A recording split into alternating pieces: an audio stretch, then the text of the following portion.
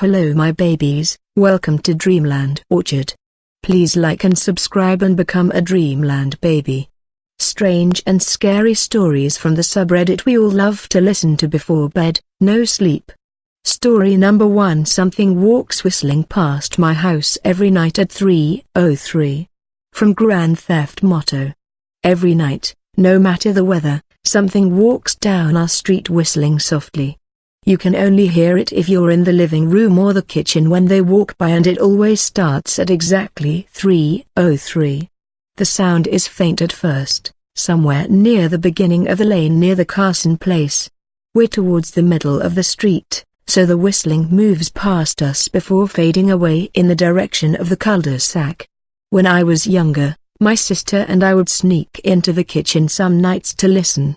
Mom and Dad didn't like that and we'd catch hell if they found us out there, but they were never too hard on us since we always stuck to the one big rule. Don't try to look at whatever was whistling. My neighborhood is a funny place. I've lived here since I was 6 and I love it. The houses are small but well kept, good-sized yards, plenty of places to roam. There are a lot of other kids here my age. I turned 13 back in October. We grew up together and would always play 4 square inches the cul-de-sac or roam around from back porch to back porch in the summer. This was a good place to grow up. I'm old enough to see it. And there's only the 2 strange things here, the night whistling and the good luck.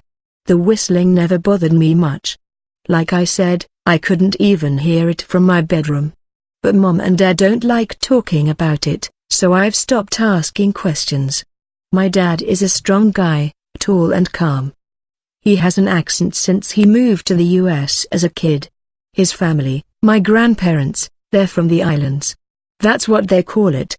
My dad, the only time he isn't so calm is if the whistler comes up. He talks a little quicker then, eyes move faster, and he tells us not to think about it so much and to always remember the one rule, the big rule. Don't try to look outside when the whistler goes past. Not that we could look even if we wanted. See, there are shutters on the inside of every window, thick pieces of heavy canvas that pull down from the top and latch to the bottom of the window frame. Each latch even has a small lock, about the size of what you'd find on a diary. My dad locks those shutters every night before we all go to bed and keeps the key in his room. My mom, I don't know what she thinks about the whistling.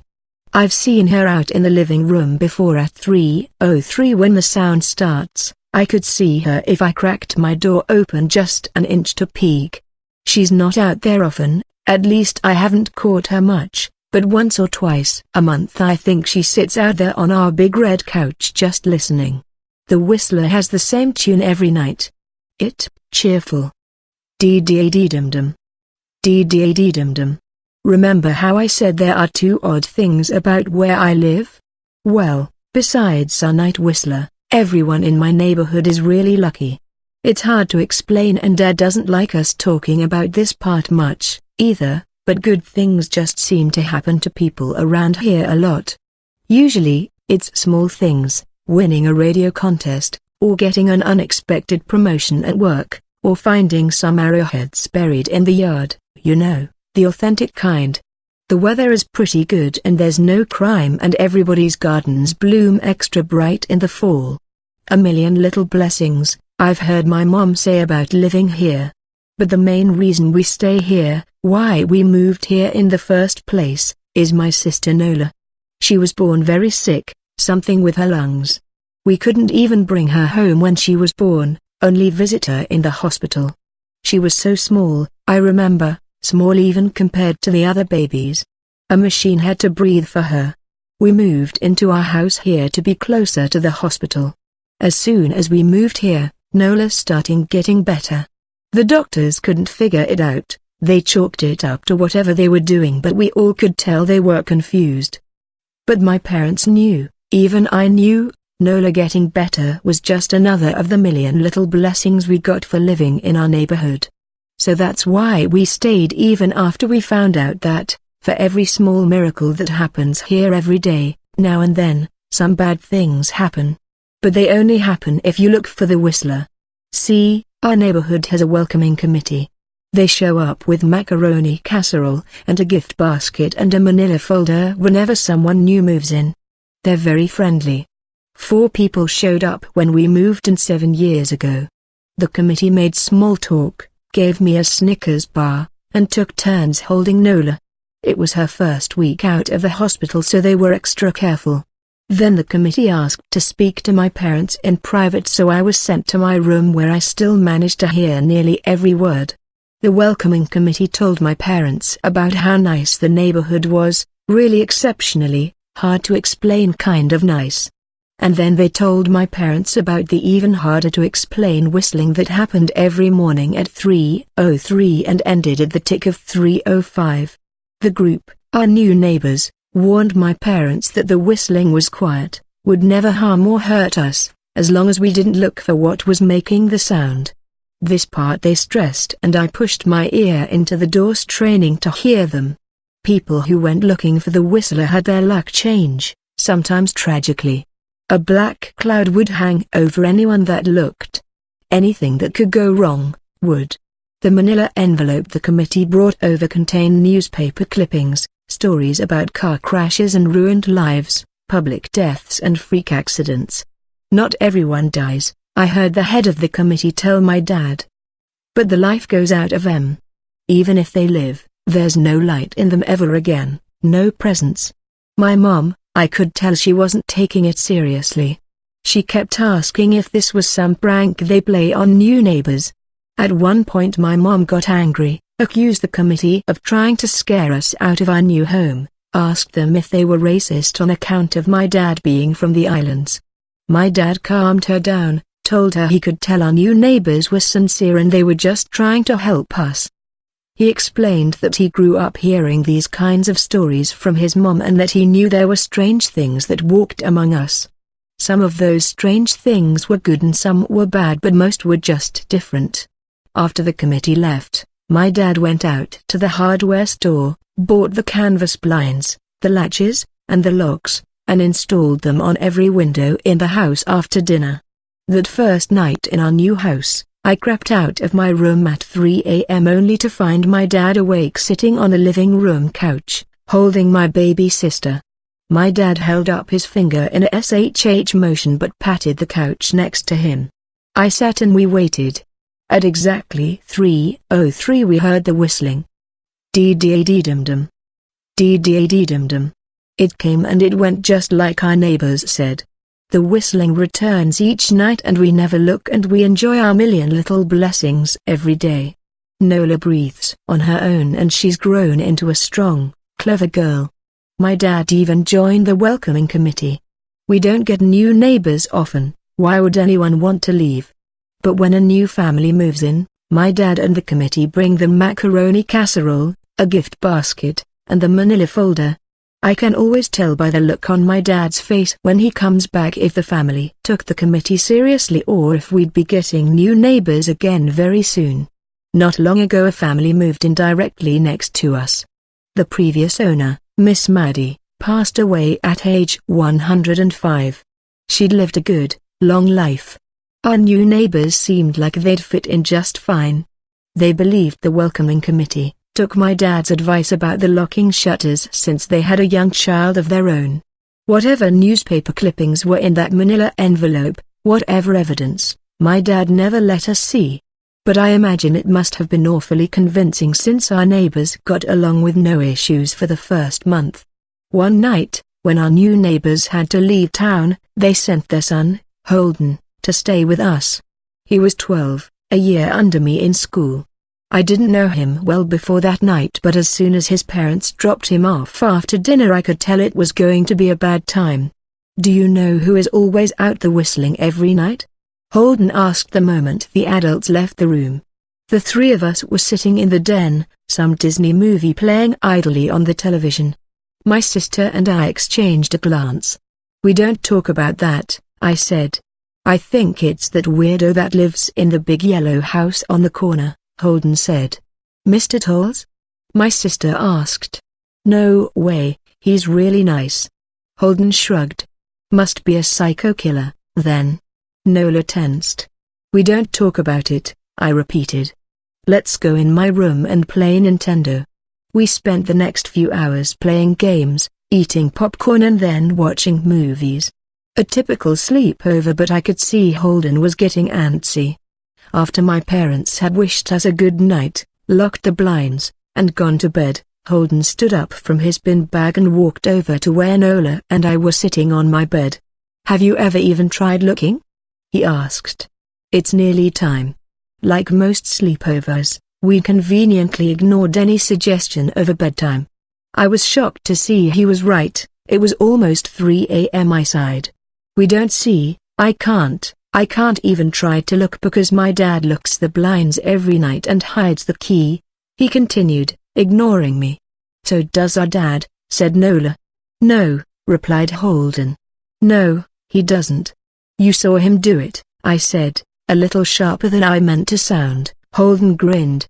"Your dad locks the blinds, yeah, but he doesn't hide the key. He keeps it right on his normal keychain." "So?" I asked, worried I already knew what he would say next. Because I had noticed that my dad didn't bother hiding the key anymore after all of these years. Because he knew we took it seriously.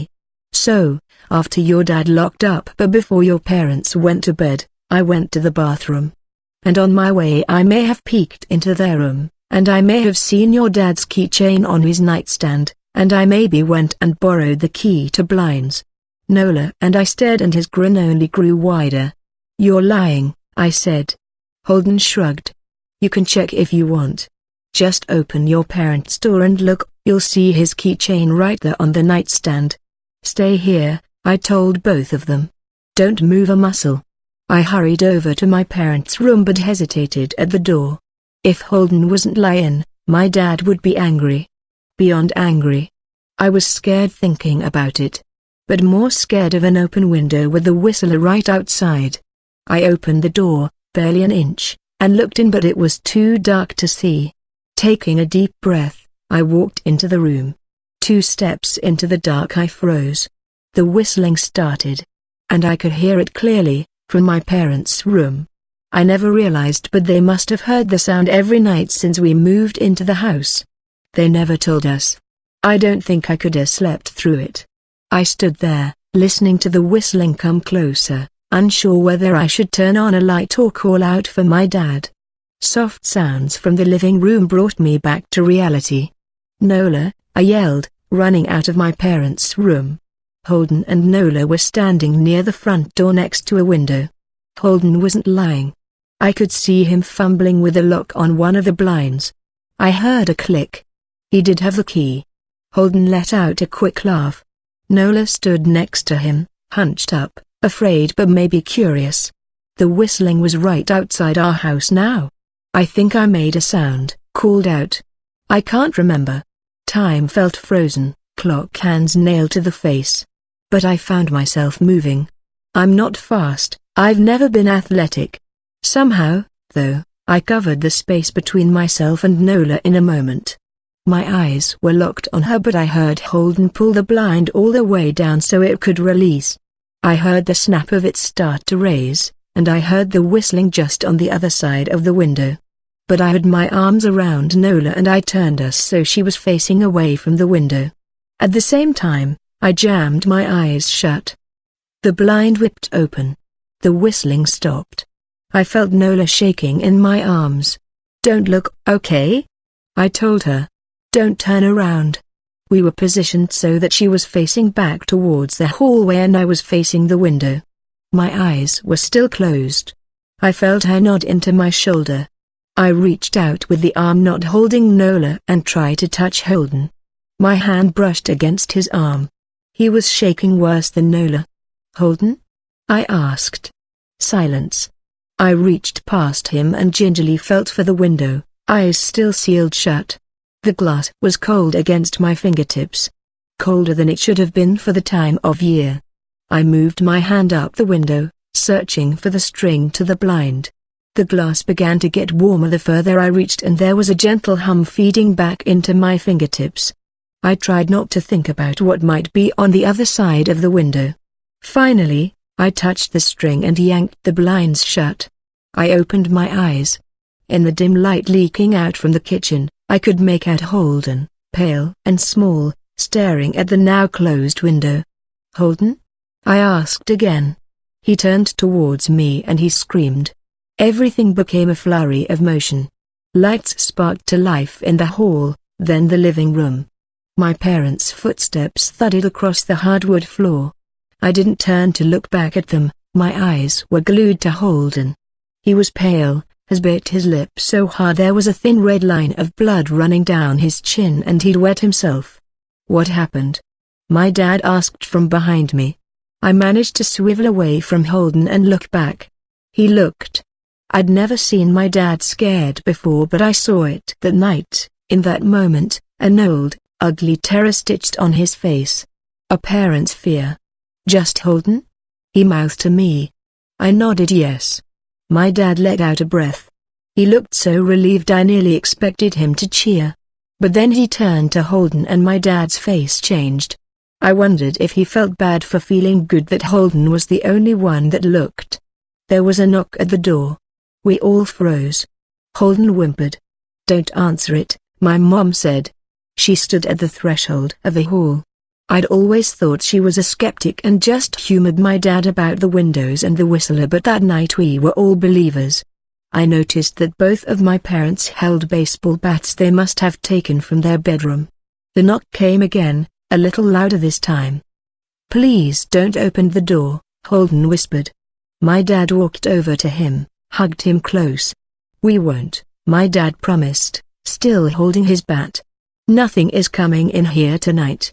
Thud thud thud. This time the knocking was loud enough to rattle the door. Holden screamed again and Nola clutched her arms around my neck. My mom came over and knelt down next to us, wrapping my sister and me close. "Thud thud thud. Call the police," my mom whispered to my dad. The knocking instantly stopped. My dad looked over his shoulder at us.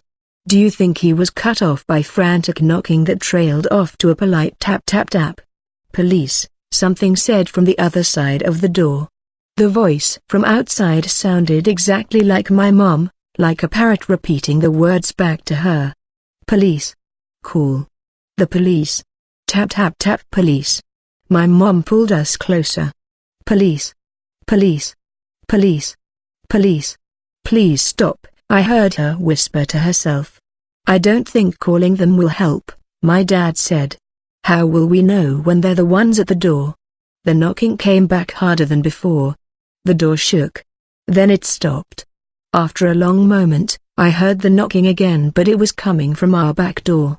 We all turned together towards the back door, but the knocking immediately returned to the front door. Front to back to front, loud then quiet then loud again. Suddenly, the sound was coming from both doors at once, big, heavy blows like a sledgehammer. Then something started rapping against all of the windows in the house, then the walls. It was like we were living inside a drum with a dozen people trying to play at once. Or we were a turtle and something was attempting to claw us out of our shell. "Stop!" Holden yelled. The knocking died. "I won't tell," Holden said, staring at the door. "I promise I won't tell anyone what I saw. Just please go away." We waited for nearly a minute. Then we heard it, a soft tap tap tap coming from the window Holden had looked through earlier. Holden started to cry, sobbing like a prisoner watching gallows being built outside their cell. My dad held him, brushed his hair but never lied to him, never told him things would be okay. The tapping at the window went on for the rest of the night. We huddled together in the living room for I don't know how long. Eventually, my mom tried to take us kids into my room while my dad stayed to watch the door. But the second we moved into my bedroom the knocking came back, so loud it was impossible to ignore. I was afraid the door couldn't take it. We went back to the living room and the knocking stopped. Only the tap tap tap on the window remained. None of us slept that night. The tapping stopped around 7 a.m. That's about the time the sun comes up here. We waited another 2 hours before my dad opened the blinds from one window. He made us all go back to my parents' bedroom first. I heard him open the door then come back in. "Okay," he told us. "It's done." Holden's parents came back around lunchtime. My mom and dad walked Holden over to his house and they all went inside for quite a while. Nola and I watched from the window. She stuck to me the whole day, right at my side, sometimes holding my hand. When my parents came back they looked grim but wouldn't tell us what they said to Holden's family. It was a Sunday so we all spent the day together, ordered pizza and watched movies.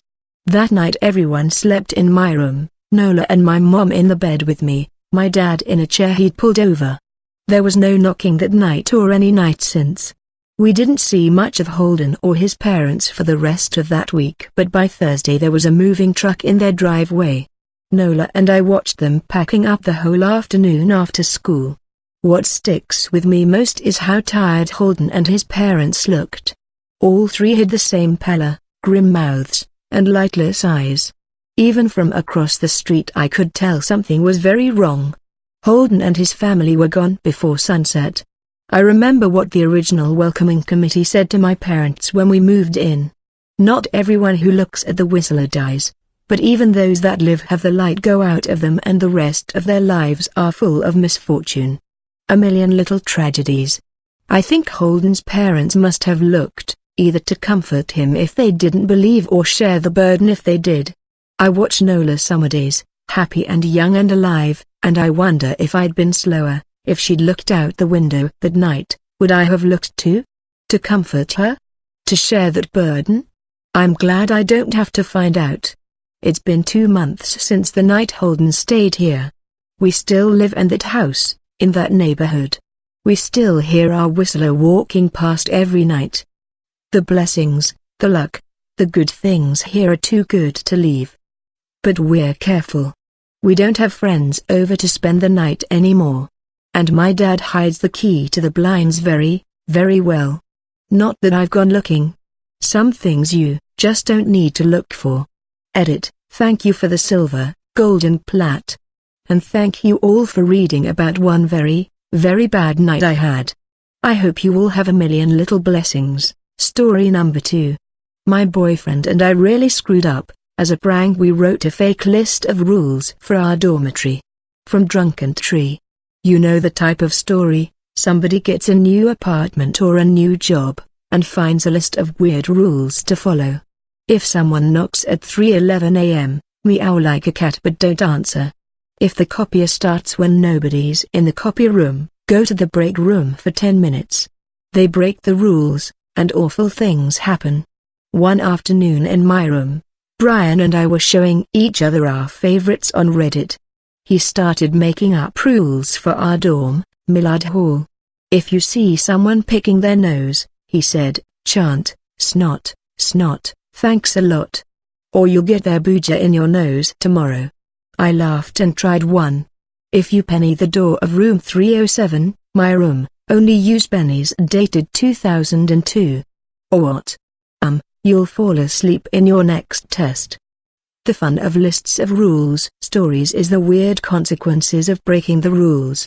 We started trying to think of scarier outcomes, and from that to scarier sounding rules. Pretty soon Brian started writing them down. He intended to post them in the lobby as a joke. It was me who suggested slipping them under the doors of freshmen.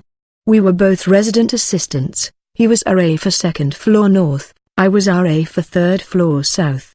So we had an excuse to roam the halls any time of night, and we had lists of which residents were freshmen. Double plus uncool behavior for RAs. Obviously. But I only intended it as a joke. Over the next couple of days, I kept having to stifle giggles in class, as new rules popped into my head. After class Brian and I compared notes, culling out the duds. Sometimes we didn't agree. He really wanted a classic if someone knocks rule, and I flatly refused, bored with them. We hammered out a final list, rules only, consequences left to the imagination.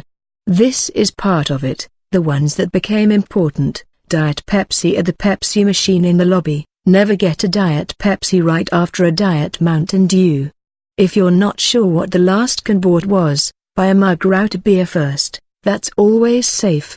Howler if somebody starts howling in the courtyard at about 2-3 a.m. on a Friday night, Saturday morning, don't turn on any lights. You can look out the windows, but don't even turn on your phone or a flashlight. They're watching for lights. They find your room by counting windows.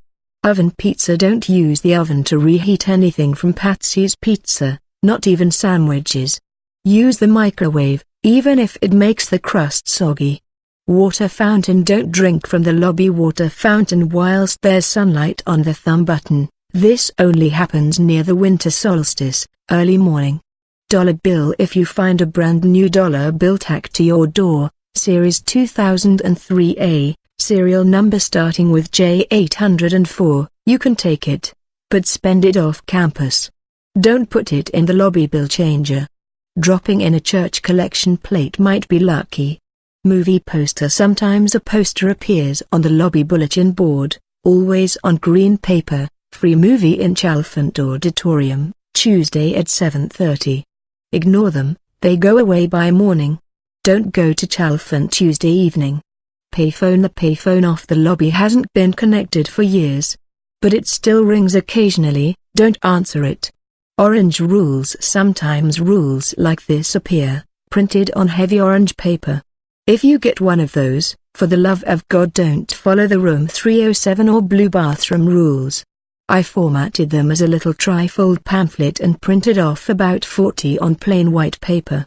One night we slipped about 20 under the doors of freshman-only rooms on various floors. The next day I kind of held my breath. But nobody said anything, and we spread about 15 more that night. The second morning I saw a kid in the lobby with one of our pamphlets. He stopped Stella Palkey, RA for 3 North, and showed it to her. She read it through. I saw a couple of quickly suppressed grins. She looked up and said deadpan, "Yar? So? So are these for real?" "Can't say. They just show up. But the last time somebody broke one, we never saw him again." The kid left so wide-eyed he looked like a 7th grader. Stella walked the other way, grinning to herself. I hadn't counted on another RA playing along, but it tickled me. I printed off another 20 or so, and a couple of nights later we spread them to rooms where a freshman and an upperclassman shared. People were talking a lot about them, and texting photos of them to each other. At the lobby Pepsi machine I heard one girl shout at another, "Hey! Buy a mug first." People walked faster past the disconnected payphone, and checked the sunlight before drinking at the fountain. A post-it appeared on the Pepsi machine that said, "Stick me on the last button pressed." Twice I saw somebody shift it to the Diet Mountain Dew button, just to be a big D. Brian said somebody'd given him free root beer, not once but twice, because they didn't want to take a chance. Sean Brown, RA for 2 South, caught me in the hall one day. "Beth, have you seen these?" I looked at the pamphlet he handed me. Obviously much handled, with penciled notes here and there. "I've heard of them, haven't seen one yet." "Hey, that's my room number." I pointed at orange rules. "What an a-hole." "Yeah. Well, Mom Frank's Millard's dorm mother said to keep an eye out for whoever's passing these out. There's a couple of people pretty upset about them." I felt a twinge of guilt. I remember how stressful freshman year was, and more than a twinge of nerves. This really wasn't good behavior for an RA. Maybe even enough to get me or Brian kicked out. A few people, skeptics and attention seekers, were deliberately flaunting the rules. Bob Wester hung a Patsy's Pizza box on the oven door, and when a freshman ran in the kitchen all frantic about the rules, Bob's roommate slammed a textbook on a table right behind him. The freshman nearly peed himself. Rosie Crowell, RA for 1 North, made a point of waiting until somebody bought a Diet Dew before she'd buy her Diet Pepsi. Just plain annoyed at how many people took the rules seriously, she was trying to debunk them. And the next 2 Friday nights, well after midnight, some joker in the courtyard howled, "Ahoo!" loud enough to wake people. Having a courtyard window myself, I began to wish we'd skipped that particular rule. As nervous as I'd gotten, though, I wasn't done. I printed a poster for a 20th anniversary showing of The Matrix, on green paper left from a high school art project. I had about 15 sheets of orange paper, too. When I snuck it onto the lobby bulletin board, freshmen who'd been settling down freaked all over again. I prepared a second version of the rules, different font, altered formatting, and 2 new rules. Blue bathroom. If your suite bathroom suddenly has blue walls one day, prick your finger and spread a drop of blood around the rim of the sink. The bathroom will change back overnight. If you don't, either you or a suite mate will die within a month. Room 307. If you penny the door of room 307 with pennies dated 2002, you will come into money within a week, at least $125. I finished off my orange paper printing these, but I didn't slip them under doors. Instead I kind of dropped them here and there, lying on the stairs, in the kitchen microwave, tucked between lobby couch cushions. Soon people were arguing about them. I got a big kick out of threatening doom to whoever put my room number in the rules. I did more random hall prowls at odd hours, looking for the perpetrators. It was perfect camouflage for my guilty secret. Even better, someone really did penny my door. If you've never lived in a dorm, know that the room doors open inward. Take 2 pennies, or 3, depending on the door's fit, slide them up to the gap between the door and the metal frame right above the knob, then hammer them into the gap. Pressure on the door latch makes it nearly impossible to turn the knob or, if the door's locked, to draw the deadbolt. In the middle of the night I heard 2 hard whams on my door, pretty common when people get rowdy. But in the morning I couldn't open my door. I called Brian, who came across to check. "Yeah, it's pennies. And they're hammered right in there, not gonna be prying them out." Well, for some students, especially women, that might have been a problem. But I keep a small tool kit, so it only took me a couple of minutes to knock the hinge pins out. Brian shoved the entire door into my room a few inches. I heard the dull tink of pennies falling, and murmuring from women who'd gathered. "Yeah, they're 2002, Brian said. 2002D. I heard gasps of fear. Brian helped me wrestle the heavy door back onto its hinges. "So we just watch for whoever gets a chunk of cash all of a sudden," I said, "and they can pay the school fine?" I glared at the gathered women. This is a safety violation, not just a prank. What if there'd been a fire and I couldn't get my door open? Not really a big concern. The walls and floors are all concrete. But I wanted to keep up my annoyed facade. "But that's an orange rule." A red-haired freshman protested. "You aren't supposed to follow them. Something bad's gonna happen to them." Another girl said. "Serves 'em right," I grumped, winking at Brian. I had one more escalation waiting. The dollar bill description wasn't random. I had about 20 like that, left from 40 my dad had given me as a kid, to buy snacks while at church camp. I'd loved the crisp new bills so well I'd avoided spending them. Now I dedicated 4 to the cause, tacking them to the doors of people who'd been skeptical, like Rosie Crowell and a freshman named Celia. By the next afternoon, everybody in the dorm had seen one. Celia, a plump, pretty Hispanic girl, was amused, but Rosie was distinctly rattled. "You can't just run to the ATM and get brand new, 16-year-old bills," she pointed out. She said she'd take hers to church. But Rosie continued to call the rules a prank. So when her Diet Pepsi tried to kill her, it scared the mess out of me. She'd made a point, again, of waiting until somebody bought a Diet Dew before getting her DP, and she'd nearly made herself late for class. So she popped the can, chugged it down, and tossed it in the recycle bin before heading out the door. From my seat in the lobby I heard screaming. Running to the door, I saw Rosie bent over. She dropped her pack and sat down cradling her hands, which looked swollen and red. By the time I got down the steps, her fingernails were spurting blood. She was scraping her Nikes on the sidewalk. I bent and unfastened them. I could barely pull the shoes off, her feet were so swollen, her half socks were already sodden red. People were dialing 911. Rosie passed out before the ambulance arrived. Later we heard she got transfusions and drugs to lower her blood pressure. Stella Palke called Brian, because I was hysterical. Brian found me sitting on the blood-spattered sidewalk, One Nike still beside me. I kept crying, they're not real. They're all fake. Fortunately, I didn't say, we made them up, or some such. I came across as disbelieving, not guilty. Brian hustled me up to my room, and I told him what had happened. He took it a lot better than I did, even though at this point we still didn't know but what Rosie bled out in the ambulance. What did I do? I kept asking him. What did I do?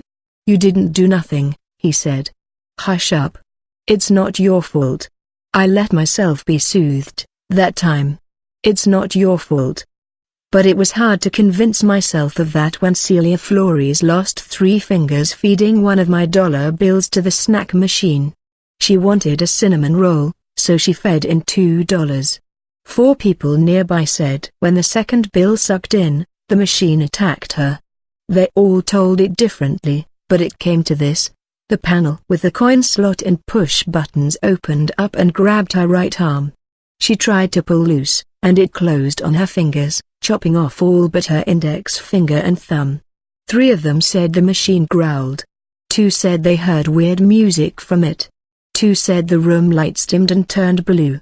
That afternoon I wrapped the rest of my $2,003 bills in the rest of my green paper, stuck them in an envelope, and mailed them home.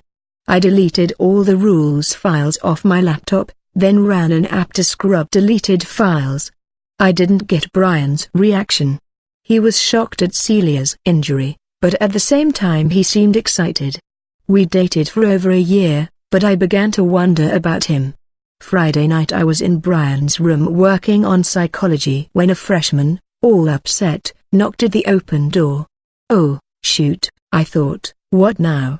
But he was asking if Brian could help his roommate with a scholarship problem. There's a whole office for that in admin, Brian said. But they're gonna kick him out, he's gotta find $3,000 this week. Huh? Slow down, what's wrong?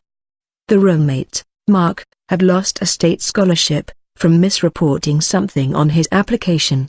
But the money was already paid to the school for this semester. Now the state wanted their money back, and the dumb kid was about to get kicked out. Brian asked an obvious question. Why are you coming to me? Mark's too freaked out. He broke a rule. I froze, but Brian burst out laughing. Mark penned room 307. Didn't he? The kid looked guiltily at me, obviously knowing who I was. Yeah, he admitted. And a week later he gets a letter from the state.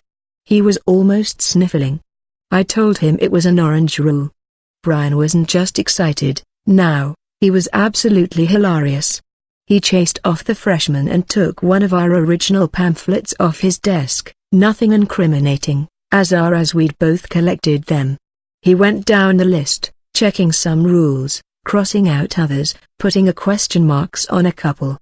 Nah, that's bull, he muttered. That one, maybe that one? I jerked the list away. What's wrong with you? People are getting hurt. Rosie lost her fingernails, Celia lost fingers. Don't you care? Yeah, I care, but it's not your fault, so don't get flaky. I couldn't stand him in that mood. I went back to my room to sleep alone. I woke to the most blood-chilling sound I've ever heard. It was a howl, but way more than that. It went up and down like a yowling cat, it growled and screamed and hooted and wailed. It echoed in the courtyard like the ambulance that had carried off Celia, but I could tell it was a single voice. It wasn't human, but at the same time no animal should have made all those noises. I knew I should go to the window, try to see who it was. The courtyard's brightly lit, but that horrible howl froze me to my bed. I pulled a blanket over my head and shivered. Then bounced right in the air when somebody pounded on my door. Beth. Beth. Wake up. I kicked off the covers and grabbed my phone. 3:07 Saturday. Oh, shoot. The girl at the door was a freshman named Carla, half frantic, in t-shirt and panties. Rayma turned on the light. I told her not to, but she opened the window and called whatever it was an a-hole. I tried to reassure her, but I was too dang scared to be convincing. Can I stay in your room? I can't stay there. So I let her sleep on my spare bed, wrapped in my giant bath towel. After the sun came up we went to her room. Rayma, a junior, was gone. I said, she probably went to breakfast early, but Carla said Rayma always slept late on weekends. She didn't show up that day, or the next. She hasn't been seen since. I should have made Carla bring Rayma to my room, too. Brian and I weren't speaking anymore. If I'd thought there was anything anybody could do, I'd have confessed to Mom Franks. But there was no explanation for what was happening. We'd made up completely bogus rules, and now people were disappearing and being hurt. But Brian still acted like it was all a joke. I'd thoughtlessly carried off the list of rules he'd marked up, the one I'd snatched from him. He'd checked or put a question mark on several, they're the ones I listed at the beginning. By now, I'd seen or heard of most of them affecting somebody. Then the rules came after me. The Tuesday morning after Rayma disappeared, I shuffled into the bathroom for my shower. Millard Hall used to be men only, with big communal bathrooms, then was remodeled into suites, each with 2 double bedrooms and a shared bath. But the RA rooms, next to the stairs, have just 1 bedroom and a tiny bathroom. I turned on the shower, grabbed my hairbrush, and started yanking my hair around, waiting for the water to warm up. Looking in the mirror, I realized the wall beside me was blue. The walls in Millard are all a dirt white, the kind that never looks clean. The shower and the cabinets still were. But the concrete block walls were a pale, powdery blue. I shot out of the bathroom like a spitwad from a straw. The pocket of my robe caught on the doorknob and ripped open. I stood shaking in the middle of my room, trying to remember if I'd seen the walls last night, if anybody could have been in my room. Well, Mom Franks could have been, she had a master key. But the RAs don't get them. If there's a bad problem we have to get her. I sniffed the air. Paint smell lasts for days, and my room smelled just like always. Oh, God, were blue walls an orange rule or not? I couldn't remember. I pulled out the pamphlets I'd collected. Blue bathroom, an orange rule. The white rules said to ignore the orange rules, but blue bathroom said if I didn't do the right thing, either you or a suite mate will die within a month. As an RA, I didn't have any suite mates. If it hadn't been for Mark and his lost scholarship, I might have broken down and bloodied my sink. Bless you, Mark, you poor dumb a-hole. I shuddered at a sudden recollection. Just after I printed the orange rules, I imagined it would be hilarious if an orange rule said, don't obey the white paper rules of oven pizza or water fountain. If I'd actually included that, I wouldn't know which rules to trust, Mark or no Mark. Wednesday morning my bathroom was dirty white again, and I cried with relief. But Wednesday, Thursday, and Friday were rough in Millard Hall. Everybody, freshmen to seniors, had shared copies of the rules on their phones, and everybody checked them frequently. When the disconnected payphone rang Wednesday evening, a girl in the hall screamed and a guy in the lobby fainted. Thursday somebody visiting from Gartner Hall made the mistake of answering the payphone. Whatever he heard made him beat his ear to a bloody pulp with the handset, until he knocked himself out. Some jerk got caught shuffling the post-it on the Pepsi machine, and a girl knocked him right out with a calculus textbook. A dozen people saw her do it, but nobody recognized who it was. Somebody clogged the spout of the water fountain with superglue. Bob Wester's roommate rewarmed a Patsy's cheese pizza in the kitchen oven, took one bite, then started throwing up blood and huge earthworms. And Friday afternoon somebody else got a bad Diet Pepsi, and was taken away, blood gushing from his hands and feet. Just after midnight on Friday I was startled awake by knocking. Shoot. I did not want to hear what was wrong now. I jerked open the door, and there stood Brian, my ex-boyfriend. What are you doing here? Though the dorms are co-ed, we aren't supposed to have opposite-sex visitors in our rooms overnight. I mostly turn a blind eye to discreet overnights, but for ours the rule is especially important, since we get called out at any hour. He pushed his way in like I'd invited him. Somebody's gonna talk to you soon, he said. You've got to say the right thing. Oh, shoot, Did admin find out about us? I pulled on jeans and a flannel shirt, not wanting to talk to him in panties and tee. Nobody in the school has a dang clue. I'm talking about the circle. They're witches, a gang of witches. I laughed out loud. Witches? You're not from around here. You wouldn't laugh if you were. It's true, a lot of the local kids believe in all sorts of weird stuff. They say in the 70s a kid was killed right outside Millard Hall, taken right off the street by a monster from the bird sanctuary. So, what? Some Wiccans did all this mess with our rules. Wicca is bull for kids. These are real witches, hill magic that really works. And I'm trying to join them. You? You're gonna be a warlock? Warlock's an insult. I'm a witch. And this is, like, kind of an audition for the circle. I mean, at first it was a joke, but then I decided I could use them. I just looked confused. I did it, Brian said. I made a spell that made our rules work, to show the circle I could. He pointed a finger at me. Somebody from the circle's gonna find you in the next few days. You can tell them, live in dorms long enough, you learn to scream in a whisper. You dumbhead. Do you know how many people you've hurt? That's part of it. Witches can't be bound by human rules. I raved at him, keeping my voice low to not wake my neighbors. He just laughed off my fury and insisted I tell the circle how he and I made up the rules between us. I raved some more, even without raising my voice. I was getting hoarse. Then my fear of waking people came to squat, because some drunk bench came upstairs yelling and slamming doors. Brian wouldn't leave after that, afraid he'd get caught, but I made him use the spare bed. You're not ever touching me again, I said. I didn't even undress to sleep. I spent a long time lying awake, angry and scared and wondering if Brian was just nuts. Witchcraft couldn't be real, but how else could joke rules make people lose fingers and bath worms and disappear in the night? I finally dozed. That god-awful hooting wailing howl in the courtyard woke me up. No lights. I heard Brian hiss. I know. I hissed back. It's my floor that lost somebody, dipstick. I went to the window and looked out, trusting the rules that it was safe. I couldn't see anybody, but I couldn't see the whole courtyard, and who knew but what the howler was invisible. I didn't let Brian see the phone in my hand. Quickly, before I changed my mind, I pressed it flat against the glass and hit the power button, and held it there until the screen went back off. Grabbing my keys and my Crocs, I told Brian, I'm going downstairs. Don't mess with my stuff.